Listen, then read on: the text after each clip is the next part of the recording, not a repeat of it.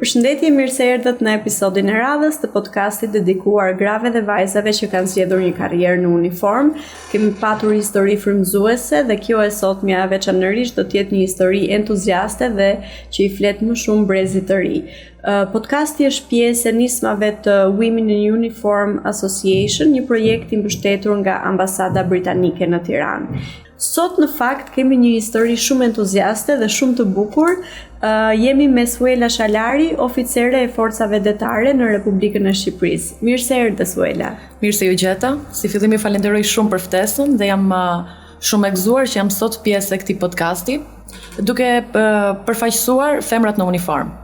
Ne jemi shumë të lumtur që të kemi, sidomos pjesa e forcave detare është diçka shumë intriguese edhe shumë e paprekshme për shmërinë tonë, jo vetëm pjesa e grave në uniform, por për më tepër pjesa e oficerëve të forcave detare. Si vendosët ju që të vazhdoni akademinë ushtarake dhe më pas karrierën si oficere në këtë drejtim? Atëherë, fillimet e mia kanë qenë në periudhën e pandemisë së Covidit, kur dilja dhe shifja shpesh herë njerëz të forcave të armatosura që ishin në detyrë dhe mendoja dhe thoja që një ditë kam për ta vesh këtë uniform. Vendosa në atë moment që të aplikoja edhe të bëja një sfidë me veten time, sepse kjo rrugë mund të thush që është një sfidë. Pasi ja dola, e fitova, ishte një rrugë me shumë pasion, e kam bërë me shumë pasion, me shumë dëshirë, po ka pas edhe sfidat e veta, problemet, por besoj se ja ka vlejtë. Sot unë jam shumë krenare për veten time që kam veshur dhe nderoj këtë uniform. Dhe ne jemi shumë krenar që kemi vajza të reja që zgjedhin këtë karrierë dhe ndihemi entuziast dhe për të ardhmen e forcave të armatosura në Shqipëri. Si ka qenë pjesa e akademisë ushtarake në raport me kolegët burra dhe djem të rinj? Pra, keni patur vështirësi, sa keni qenë vajza dhe sa djem, a jeni përshtatur dot gjatë atyre 3 viteve? Atëherë, dihet se kjo është më shumë një akademi që zgjidhet nga çunat, që preferohet nga çunat, por edhe goca ka pas. Fatmirësisht viti im ka pas rreth diku te 20 goca. Edhe mund të them që kishim një bashkëpunim, kishim një frymë bashkëpunimi shumë të mirë dhe kjo që mësohet gjatë akademisë dhe forcohet dita ditës aty brenda. Aty u mësuam se si t'i ndanim gjërat dhe disa gjëra që për ne mund të dukeshin të papërballueshme në fillimet tona kanë qenë çunat që na kanë ndihmuar dhe mund të themi që u bëm një familje. Duke qenë se ishim 5 ditë javës të gjithë bashkë aty, kemi ngrënë, kemi ndarë të njëjtat ambiente bashkë, shkollën, gjitha dhe ishim një familje. Mund të cilësoj atë si familja ime e dytë, gjatë atyre 3 viteve. Shumë bukur. Me që jemi të familja, këtë vendimin tuaj të nisur nga të frymëzuar nga shëtitjet gjatë Covidit për të hyrë në drejtim të forcave të armatosur, si e priti familja dhe çfarë kishte ju ndërmend ose familja çfarë kishte menduar se ju do të zgjidhnit para se t'ju lindte kjo dëshirë? Atëherë, unë duke qenë se vi nga qyteti Sarandës, mund të themi që është akoma ai maskilizmi për këtë profesion. Kur kemi pas dalë me familjen, shpesh edhe i shifnim, mami im ka qenë kundra dhe thoshte që jo, ti ke për të bëj infermiere, donte që të vazhdoja për doktoratur. Motra ka vazhduar juridikun me dëshirën e saj, por për mua gjithmonë ka pas një tjetër profesion në mendje, nuk ka qenë dakord kur e kam filluar akademinë. Po pas shumë ndihmeve dhe kur e shifte që unë kisha me shumë pasion dhe nuk hiqja dorë, sado që unë kisha kundër familjen, vendosi që të bashkohej dhe të më ndihmonte që unë, nëse do vazhdoja, të dilja më e mira. E kisha për herë shtys që edhe nga sfidat që mund të më dilnin, nga lodhja që mund të kisha në akademi, stresi ndonjëherë, normalisht sepse është një ndryshim total, është një jetë tjetër komplet. Mamin e kisha gjithmonë në krah. Edhe ditën e diplomimit, mund të them që ishte një ndër kënaqësitë mia më të mëdha që kam përjetuar në jetë, duke pa atë që ishte shumë krenare për mua dhe nuk e di, ishte si të them një ëndër që edhe mua edhe asaj në të njëjtën kohë na u bë realitet, që nuk e prista as ajo që unë do arrija diku. Ne jemi shumë Mirënjohës që të kemi këtu sot dhe jemi të bindur që karriera jote do vazhdojë mëtej. Ne folëm pak më parë dhe më thatë që jeni duke u përgatitur dhe për të aplikuar për rritje në grad. Si funksionon kjo pjesë në radhët e forcave të armatosura? Ju tashmë keni një vit që jeni oficere, çfarë duhet bëni për të përmirësuar veten apo dhe njohuritë që keni në mënyrë që të arrini hapat e duhur në karrierë? Po, atëherë unë momentalisht, aktualisht jam në kursin bazë të oficerit, që nga grada nëntoger, unë marr gradën toger. Kursin e kemi të ndarë në 2 faza. E kemi në si fillim stërvitjet e përbashkët, është formimi ushtarak. Kemi një stërvitje në Zallher, është rreth 1 muaj, dhe më pas shkojmë sipas specialiteteve ku unë kam në ndërlidhje. Specialiteti im është IT-ja dhe jam në ndërlidhje.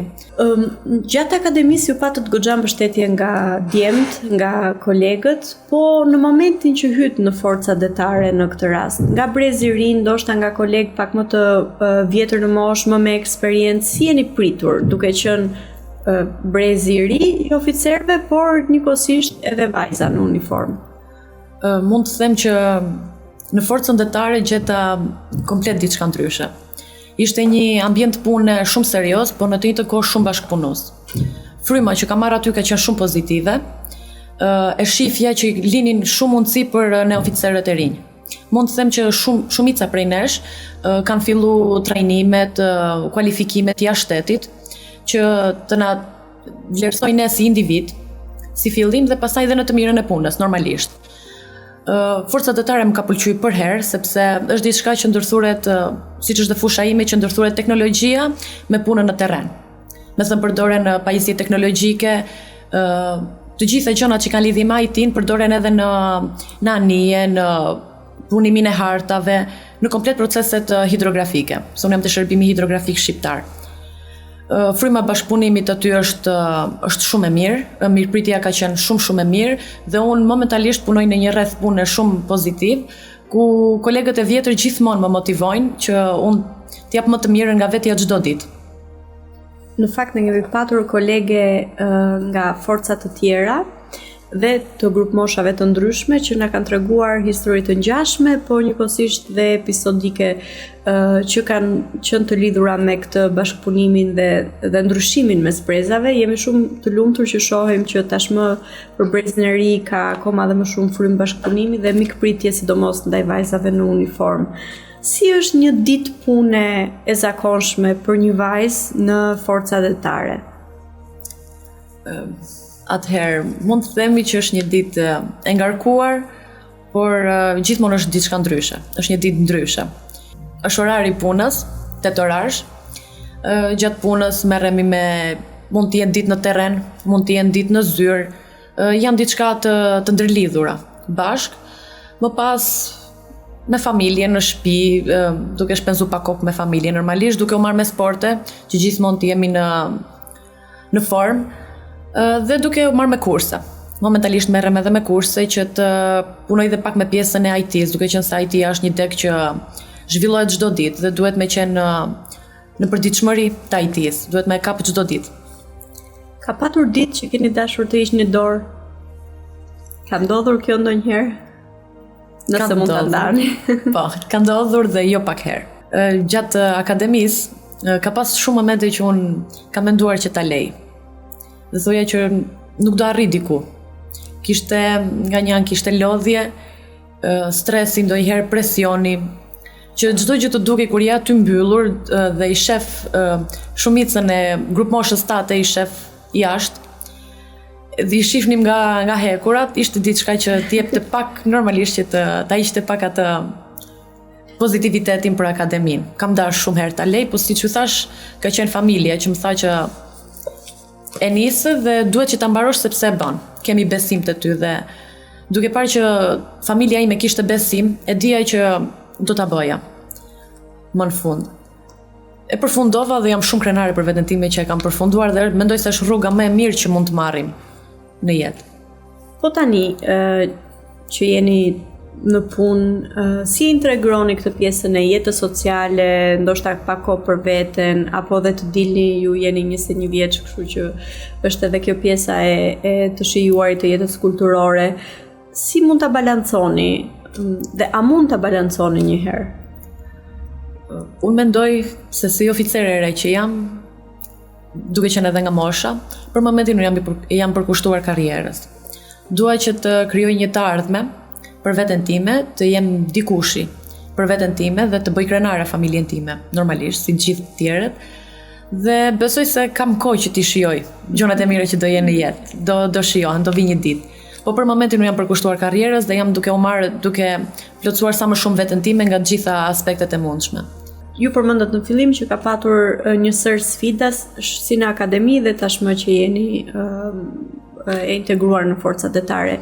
Çfarë ka qenë një sfidë që juve ju ka lënë një gjurmë, qoftë në ndërgjegje ose dhe në mënyrën se si pastaj jeni përqasur gjërave dhe proceseve? Atëherë, sfida më e madhe për mua normalisht ka qenë sfida kur unë hyra në fillim në akademi, kemi pas periudhën e karantinimit, kemi qenë rreth 3 ose 4 javë të izoluar, duke bërë kthimin nga civil në ushtarak. Normalisht se duhet që të ndryshojmë rrënjësisht. Mund të themi që ishte një presion psikologjik i madh, sepse ishim mësuar me komplet tjetër jetesë, edhe shifje që të gjithë nuk po reagoni mirë ndaj këtij ndryshimi. Kishte presion edhe nga pala instruktore që kërkonin që ne të ndryshonim, që të jepnim gjithmonë më të mirën, të mundoheshim. Pjesa që ne nuk shifnim familjen për diku 3-4 javë ishte herë e parë që ndaheshim, sepse normalisht sa dolem nga gjimnazi dhe kemi qenë për ditë me familjen.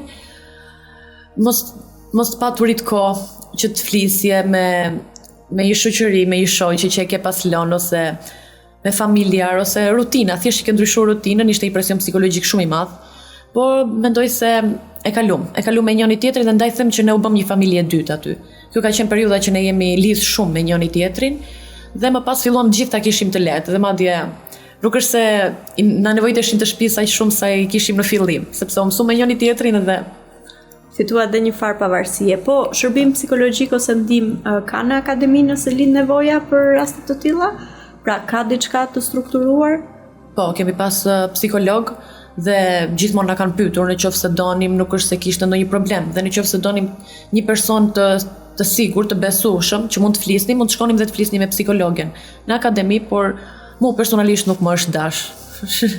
Ju jeni ende në fillimet tuaja dhe normalisht keni një rrugë shumë të gjatë dhe shumë të shndritshme para, por me çfarë ndoshta jeni hasur në përditshmëri me kolege pak më me eksperiencë se ju apo me ndonjë paragjykim, qoftë edhe në radhët e civilëve tek TUK, si mendoni? Është e mundur për një grua dhe vajzë shqiptare në forcat e armatosura që të bëjë një karrierë suksesshme, ndoshta të arrijë dhe në nivelet admiral që është në radhët tuaja?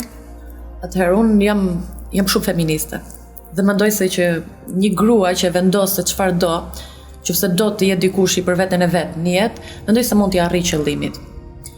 Rëndësi ka që ta dëshiroj atë që do të bëj, me thënë të bëj diçka me pasion. Nuk mendoj se një paragjykim nga civilët ose kështu mund të ta kthej mendjen dhe mund të ta heqi energjinë, forcën për të vazhduar përpara.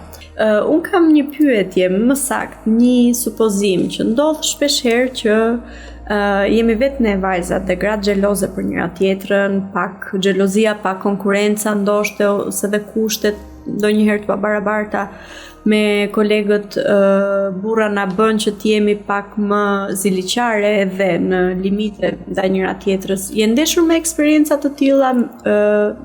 Ekziston ky fenomen në radhët e forcave detare për kaq eksperienca ke ti? Për këtë një vit nuk mund të them që kam ndeshur paragjykime në punë, edhe për faktin se jam vajzë ose edhe për faktin se mund të jem një oficer e re, jo. Nuk mund ta them. Këtë aty siç ju thash, gjenerata e vjetër më kanë prit shumë mirë, në forcën detare ka shumë vajza të reja, që edhe ato më kanë mbështet dhe më flisnin për fillimet e tyre dhe mësonin që edhe nëse ndihesh si i huaj, këto janë ditët e para dhe vërtet ishin ditët e para sepse besoj se nga java e dytë maksimum java e tretë unë jam mësuar. Me të gjithë më kanë ndihmuar, më kanë treguar, më kanë prezantuar me njerëzit me gjenerata më të vjetër, edhe sado janë munduar që të më promovojnë si oficer e re, të më fusin në sa më shumë mbledhje që bëhen, në sa më shumë trajnime. Kam marrë pjesë, nuk është se kam pas këtë paragjykimin, po Besoj se te pjesa e civilëve ka paragjykime për femrat në uniform, por mendoj se unë them për herë që kjo është ajo që unë dua dhe nuk mund të bazohem te fjalët që një njeri nuk e ka fare iden se çfarë kam unë në mend dhe të mësoj mua se si mund ta bëj atë gjë që unë kam në mend. Kështu që nuk varem nga fjalët e të tjerëve. Është një karakteristikë shumë e veçantë të gjitha zonjave dhe zonjushave që ne kemi patur në uniform, vendosmëria, pavarësisht sfidave dhe një forcë e fortë mendore dhe rezistencës së brendshme që në fakt është shumë frymëzuese. Kam dhe një pyetje të fundit, çfarë ka ndonjë mesazh apo diçka që ju do donit ta linit si mesazh të fundit për vajzat e reja, sidomos ato që mund të jenë në vitin e fundit gjimnaz dhe që kanë dëshirë të ndjekin një karrierë të ngjashme? Atëherë unë dua ta jap një mesazh jo vetëm për brezin që do të aplikoj në Akademinë e Forcave të Armatosura, por për të gjithë ata të rinj që qoftë edhe një herë e kanë menduar, po ndoshta një paragjykim ose një fjalë e thënë nga dikush i ka bërë ata që të hezitojnë. Unë do ju thoja mos të hezitojnë. Kjo është një rrugë shumë e bukur, është një rrugë e re për ata, është një forcim i karakterit të tyre, është një njohje, një qasje ndryshe me jetën dhe me mënyrën se si shifen gjonat në jetë që pas mbarimit të akademisë. Mos të them që në fillimet të akademisë e shef ndryshe jetën, qasesh ndryshe me gjonat që të ndodhin. Mendoj se është një rrugë shumë e bukur, shumë e vlefshme dhe një ditë do ndihen shumë krenar që e kanë zgjedhur këtë rrugë. Faleminderit Suela për këtë mesazh kaq të rëndësishëm dhe të fuqishëm për të gjithë të rinjtë që po na ndjekin. Ju falenderoj juve. Historia e Suelës në fakt na tregon se si vendosmëria mund të çojë në një nisje të një karriere e cila premton të jetë e suksesshme dhe një krenari e veçantë për të gjithë ne në fakt që shikojmë vajzat të moshës së re që ecin dhe kanë synime që të na përfaqësojnë në forcat tona të armatosura. Faleminderit dhe shihemi në episodin e radhës.